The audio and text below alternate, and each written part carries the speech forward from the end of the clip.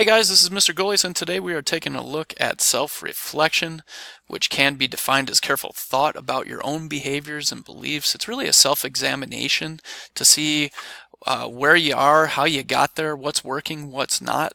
We're kind of hitting the pause button and really just analyzing and taking a look so we can hopefully learn and grow and really get to know ourselves better, because the better we get to know ourselves, the better choices we're going to be able to make, and the more successful we're going to be in those choices.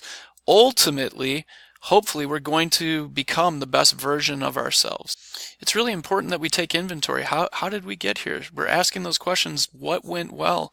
And when we do find those successes, what were the little things we did? How did it feel when we were successful? And that helps us in planning to be successful again. The same thing when things don't go well. We need to take the same inventory. How did we get here? What things went wrong? What can we do differently so we don't do that again, and hopefully don't end up feeling like this? Because we do. We need to identify how we feel when the things don't work out.